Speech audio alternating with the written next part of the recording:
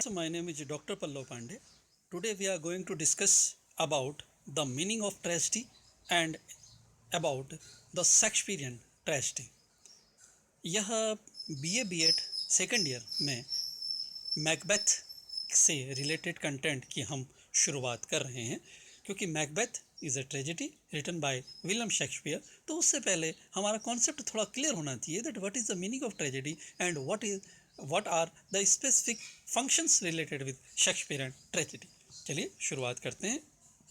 सबसे पहले हम बात करेंगे ट्रेजेडी शब्द की।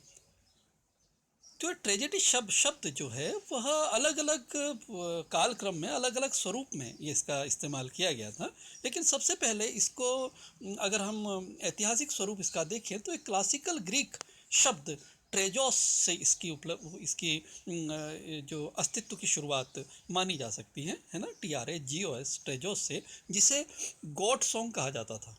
गॉड सॉन्ग, क्योंकि उस वक्त यह मान्यता थी कि जो इस तरह के जो प्ले होते थे या कोई भी डांस एक्टिविटी होती थी या कोई भी कम्युनिटी से रिलेटेड प्रोग्राम जो होता था और उसमें जो विनर होता था उसको गोट दी जाती थी, यानी कि बकरी उसको एज ए गिफ्ट दी जाती थी, है ना। तो इसलिए ये माना जाता है कि इसका जो शुरुआत जो है वो ट्रेजोस शब्द, ग्रीक शब्द से ट्रेजेडी शब्द की शुरुआत हुई है। और साथ में इसका यह भी एक स्वरूप माना जाता है कि जब ग्रीक काल में जब गोट किसका सेक्रीफाइस किया जाता था, यानी कि बकरे का या बकरी का बलिदान उस वक्त दिया जाता था, तो उसके बलिदान से पूर्व उसके चारों तरफ नृत्य किया जाता था, नर्तकों द्वारा कोरस में नृत्य किया जाता था। इसलिए इसे ट्रेजोस शब्द से इसकी उपलब्धि मानी जाती है। साथ में इसके रिलेटेड एक और एटिमोलॉजी है, यानी कि शब्द की शुरुआत है ये जो कि उसके जो एथेनस ऑफ नॉर्क्रेटिक्स ने 2nd से 3rd सेंचुरी पूर्व, ईसा पूर्व, इसके बारे में एक शब्द हमें मिलता है जो होता है ट्राइजोडिया शब्द, इसे हम मिलता है, यानी कि ट्राइजोस शब्द जो कि ग्रेप हार्वेस्ट यानी कि अंगूर के उत्पादन से जो मौसम होता था उस वक्त इसको गाया जाता था या उस वक्त इस पे रिलेटेड गतिविधि की जाती थी। और जब अंगूर की फसल जब पकती थी तो उस वक्त जो लोग जा चुके थे, यानी कि जिन लोगों का अस्तित्व नहीं था उनकी याद में एक ऑड गाया जाता था, यानी कि एक सॉन्ग गाया जाता था। ODE ऑड आप लोग जानते हैं कि यह एक तरह से आप कह सकते हैं कि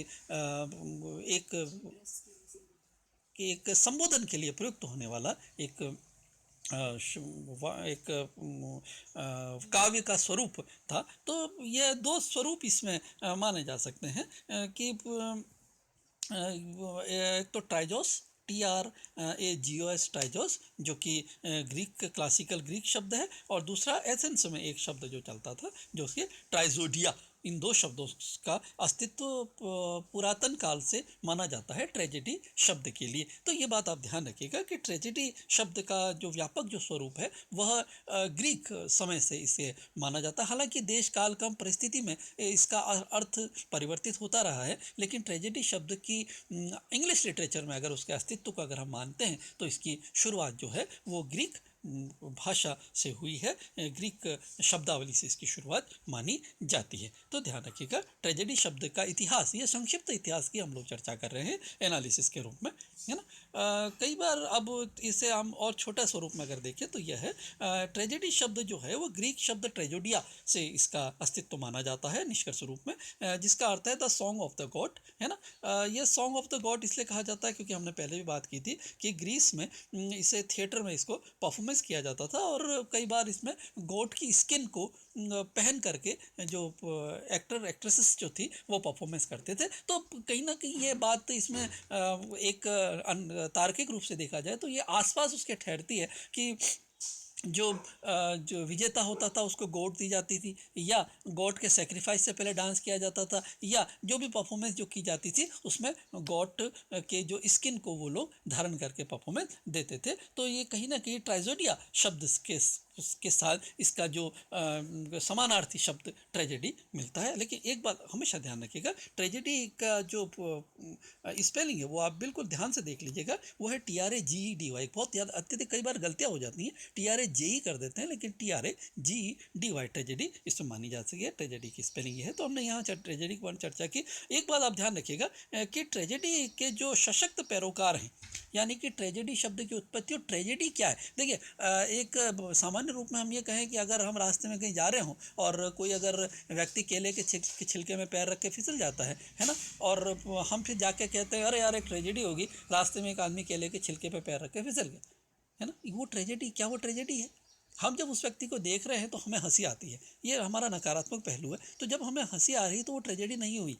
तो ट्रेजेडी शब्द का अर्थ क्या है, क्या होती है ट्रेजेडी, है ना। तो इसके बारे में अधिकृत जो एनालिसिस जो है वह किया गया था पोएटिक्स नामक किताब में। और पोएटिक्स जो किताब है वह लिखी थी एरिस्टोटल ने, याद रखिएगा, एरिस्टोटल ने लिखी थी पोएटिक्स। इसमें सबसे विशद और व्यापक और अधिकृत विश्लेषण ट्रेजेडी का माना जाता है। क्या है ट्रेजेडी?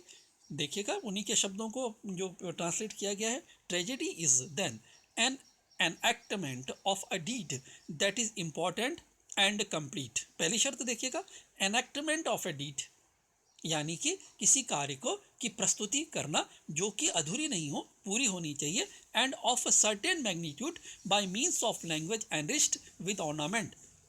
यहाँ ऑर्नामेंटेशन किसका है? लैंग्वेज का ऑर्नामेंटेशन, यानी कि उसमें बढ़ा चढ़ा करके शब्दावली का प्रयोग किया जाना चाहिए परफॉर्मेंस के दौरान। Each used separately in the different parts or the play. It is enactment not recited। देखिएगा, ये enactment है, यानी कि वन एक्ट प्ले नहीं है, यानी कि एक व्यक्ति द्वारा किया जाने वाला मात्र एक पहलू के से रिलेटेड या एक इमोशन से रिलेटेड या एक व्यक्ति द्वारा खड़े होकर के पढ़े जाने वाली विधा यह नहीं होती है। And through pity and fear it effects relief catharsis आगे हम चर्चा कर रहे हैं to such and similar emotions, यानी कि जब स्टेज पर एक ऐसी घटना जो जीवन से संबंधित घटना उसकी प्रस्तुति एनरिचमेंट के साथ में होती है, ऑर्नामेंटल स्पीच के साथ होती है, लैंग्वेज के साथ होती है, और जब देखने वाला जो होता है, जो ऑडियंस होता है, उसके मन में यह भाव जगते हैं, ये इमोशंस जगते हैं कि यह ऐसे की ऐसी गतिविधि मेरे जीवन में भी हो सकती है, तो उसे आप ट्रेजेडी कहते हैं। ये ट्रेजेडी का पैरामीटर है। यानी कि जब हम कोई घटना देखते हैं और घटना देखते वक्त हमारे मन में यह भय उत्पन्न होता है, यह बात उत्पन्न होती है कि यार ऐसी घटना, यह दुर्घटना मेरे साथ भी घटित हो सकती है, तो ये मान करके चलिए वह ट्रेजेडी है। इसे ट्रेजेडी की परिभाषा कहा गया है पोएटिक्स में। क्लियर रखिएगा, पोएटिक्स एरिस्टोटल। जब आप कोई घटना देखते हैं, भले थिएटर में, एनेक्टिव रूप में या रियल लाइफ में, और जब उसको देखते समय हमारे मन में इमोशन ये क्रिएट होता है कि ऐसी घटना मेरे जीवन में भी हो सकती है, तो वह ट्रेजेडी कहलाती है। इंपॉर्टेंट बात ध्यान रखिएगा, यह जो परिभाषा जो है वह किसने दी है? एरिस्टोटल ने अपनी पोएटिक्स में। क्लियर, अपना कॉन्सेप्ट रखिएगा। हम आगे चर्चा करते हैं अबाउट द कैथारसिस, जो इसमें बात की है कि कैथारसिस क्या है। कैथारसिस क्या है? कैथारसिस यह भी ग्रीक शब्द है जो देखिए कैथारसिस KA से बना हुआ है, जिसका अर्थ है प्यूरिफिकेशन, क्लींजिंग एंड क्लैरिफिकेशन। इसका अर्थ क्या है? Purification, cleansing and clarification of emotions. आइए चर्चा करते हैं। इज द प्यूरिफिकेशन और परगेशन ऑफ इमोशंस, यानी कि जब हम कोई घटनाक्रम अपनी आंखों के सामने देखते हैं और हमारे इमोशंस में, हमारे संवेगों में, हमारी भावनाओं में जो प्यूरिफिकेशन होता है, जो रिफाइनमेंट जो होता है, उसे आप कैथारसिस कहते हैं। पर्टिकुलरली पीटी एंड फेयर, महत्वपूर्ण बात ध्यान रखिएगा। जब हम देखते हैं कोई घटनाक्रम और हमारे मन में दया की भाव उत्पन्न होता है और भय उत्पन्न होता है, ध्यान रखिएगा, हम अपने जीवन में सदाचार की तरफ, जीवन में सदाचार होता है या अपने संस्कार होते हैं, उनकी तरफ अगर हम उत्प्रेरित होते हैं तो उसके पीछे दो मूल इमोशंस हैं, पीटी एंड फेयर। याद रखिएगा, यही कैथारसिस का मूल है। थ्रू आर्ट और any extreme change in emotion that result in renewal और रेस्टोरेशन। महत्वपूर्ण बात देखिएगा, रेस्टोरेशन, यानी कि पीटी एंड इमोशन कोई बाहर से इंजेक्ट आपको नहीं कर सकता है, ये they just restore in you, ये आपके अंदर हैं, बस अपना अस्तित्व खो बैठते हैं, यानी कि वो बिहाइंड द वेल चले जाते हैं समय के आधार पर। लेकिन देश काल परिस्थिति साथ में जब हमारे सामने कोई इस तरह का एनेक्टमेंट होता है रियल लाइफ में या रियल लाइफ में, जब हम उसे देखते हैं तो वह हमारे पिटी एंड फेयर का जो रेस्टोरेशन होता है, और यही रेस्टोरेशन हमारे इमोशंस को में प्यूरिफिकेशन लेकर के आता है, यानी कि हमको ह्यूमन बनने के लिए प्रेरित करता है। It is a metaphor original used by Aristotle in poetics. देखिए बहुत महत्वपूर्ण बात, देखिएगा बहुत अच्छा प्रश्न है कि कैथारसिस क्या है, ग्रामेटिकली क्या है। कैथारसिस इज अ मेटाफर जिसे यूज़ किया गया है किसमें, पोएटिक्स में। किसके द्वारा, एरिस्टोटल द्वारा। Comparing the effects of tragedy on the mind of a spectator to the effect of catharsis on the body.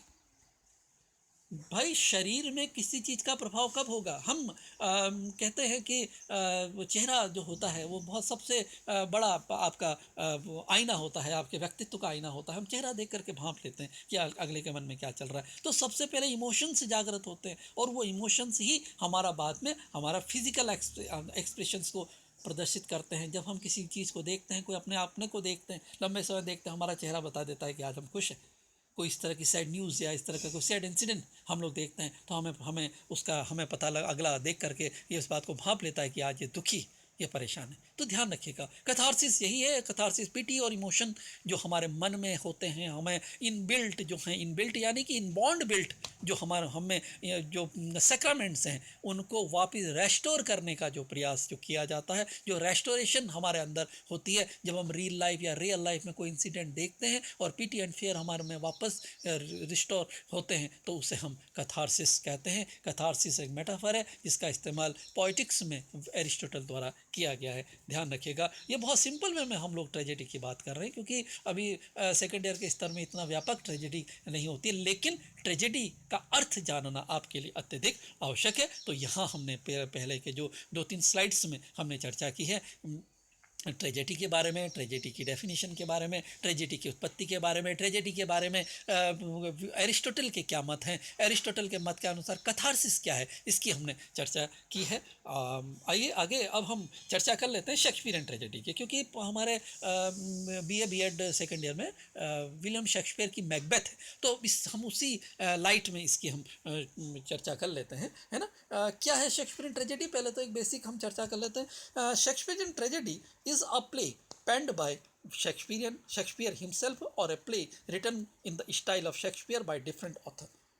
सामान्य रूप में शेक्सपियरियन ट्रेजेडी वह ट्रेजेडी है जो खुद शेक्सपियर ने लिखी है, पहली बात। या दूसरी, शेक्सपियर के स्टाइल में, शेक्सपियरियन स्टाइल में, यानी कि उसके लिटरेरी स्टाइल में अन्य लेखकों द्वारा लिखी गई है, अन्य ड्रामेटिस्ट द्वारा लिखी गई है, अन्य प्ले राइटर्स द्वारा लिखी गई है।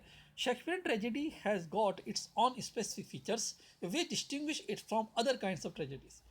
शेक्सपियरियन ट्रेजेडी हम आगे चर्चा करेंगे, हालांकि कभी कंपैरिजन में हम लोग नहीं जा रहे हैं, काफ़ी व्यापक हो जाएगा कंपैरिजन। जब आप लोग पीजी लेवल पे जब जाएंगे तब शुभकामनाओं के साथ हम तब उसकी चर्चा करेंगे।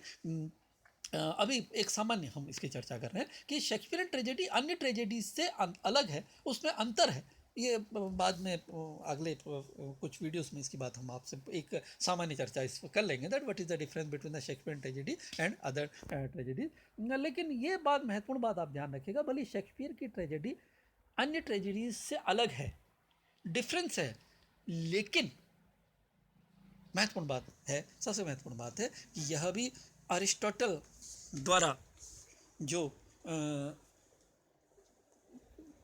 ट्रेजेडी की परिभाषा दी गई है, उस ट्रेजेडी की परिभाषा का अनुसरण विलियम शेक्सपियर द्वारा किया गया है। यानी कि विलियम शेक्सपियर ने मूल रूप से अरिस्टो द्वारा बताएगी, एरिस्टोटल द्वारा बताएगी सारे जो ट्रेजेडी के जो पैरामीटर्स हैं उनको फॉलो किया है। हाँ, अपनी तरफ से उन्होंने उसमें कुछ परिवर्तन किया अवश्य है।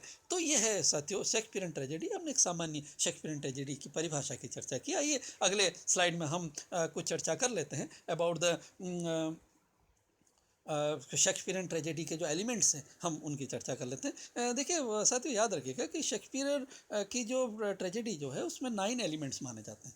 अच्छे प्रश्नों में से एक प्रश्न है that there are 9 elements in Shakespearean tragedy. At a glance हम उसकी चर्चा कर लेते हैं। सबसे पहला इसका है ट्रेजिक हीरो, यानी कि ट्रेजेडी की सबसे पहली विशेषता, जो शेक्सपियरियन ट्रेजेडी की जो सबसे पहली विशेषता जो है, इट इज़ उसमें ट्रेजिक हीरो होता है। Tragic hero is the main character cursed by the fate and possessed of a tragic flaw. है ना। ये शेक्सपियरियन ट्रेजेडी का मुख्य एक चरित्र होता है जो कि भाग्य से धोखा खाया हुआ होता है और जिसमें खुद एक ट्रेजिक फ्लॉ होता है, यानी कि उसमें कुछ चरित्रगत कमियां होती हैं जो उसके पतन को निश्चित करती हैं, उसको एक अपने अंत की तरफ लेकर के जाती हैं। दूसरी इसकी उनकी विशेषता जो है शेक्सपियरियन ट्रेजेडी की, a struggle between good and evil, अच्छे और बुरे के बीच में संघर्ष। और ये याद रखिएगा कि ये ट्रेजेडी का मूल है, हमारे जीवन का भी मूल यही है।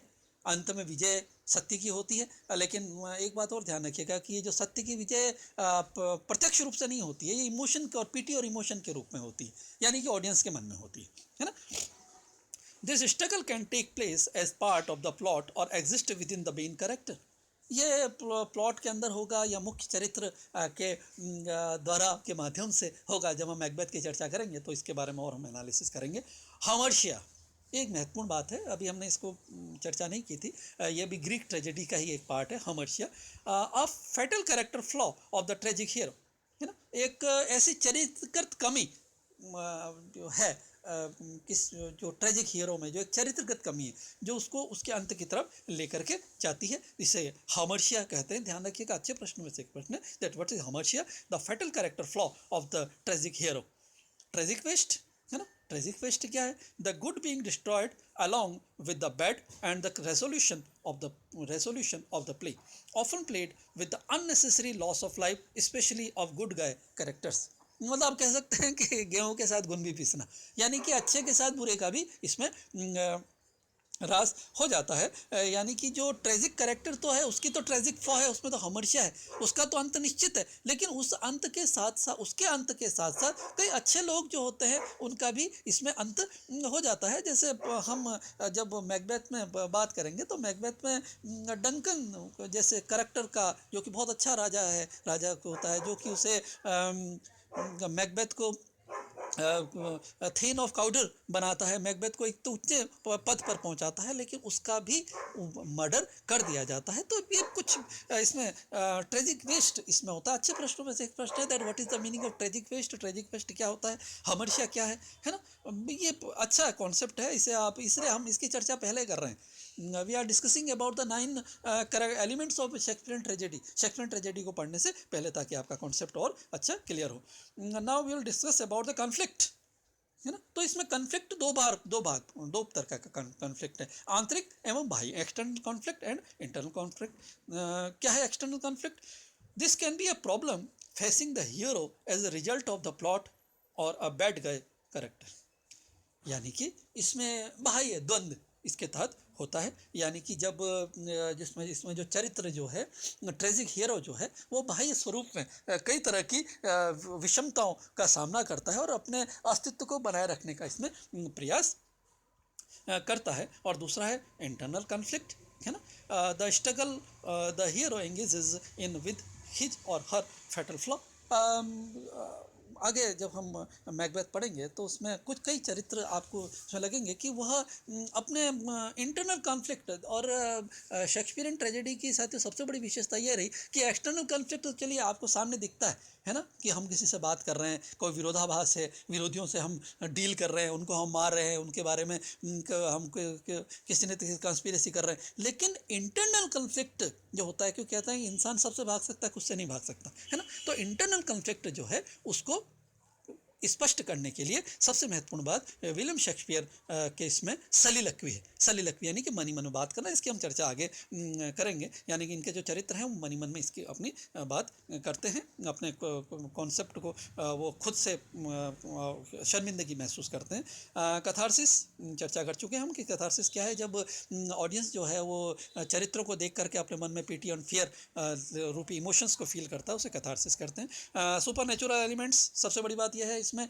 कि इसमें पारलौकिक शक्तियाँ इसमें हैं। जब हम मैकबेथ हम पढ़ेंगे देखिएगा कि जो मैकबेथ की जो शुरुआती जो है वो 3 विचेस से होती है ना, और 3 विचेस ही पूरे इसमें एक कह सकते हैं कि वो एक डायरेक्टर की भूमिका में है, कहीं ना कहीं अगर इसको कहा जाए तो वो फर्स्ट से लेकर लास्ट तक मिडल ऑफ द प्ले उनका अस्तित्व बना हुआ है.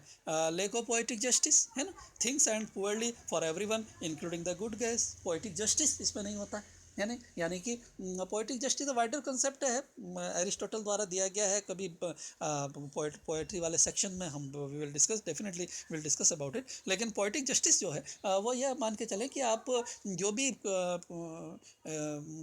चरित्र है, जैसे बुरा है उसके साथ बुरा हो गया माना जा सकता है, लेकिन इसमें जो अच्छा जो व्यक्ति है उसके साथ भी प्रॉपर थिंग्स नहीं होती हैं. तो ये मान के चलें lake of poetic justice. LAC के लेक का अर्थ होता है कमजोरी या कमी. ड्रामेटिक रिलीफ यानी कॉमिक रिलीफ. सबसे बड़ी बात यह है कि इसमें कॉमिक रिलीफ के लिए भी इसमें जगह है.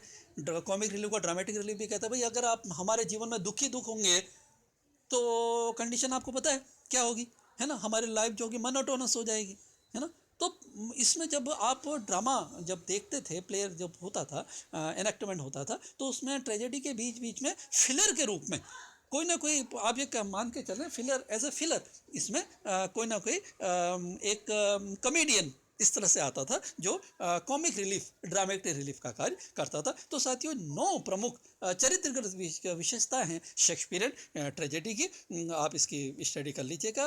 Thank you. बहुत जल्दी हम आपके सामने आए, हम लोग आपसे मिलेंगे अबाउट मैकबेथ को लेकर के, मैकबेथ के कॉन्सेप्ट को लेकर के. शुभकामनाओं के साथ पढ़ते रहिए.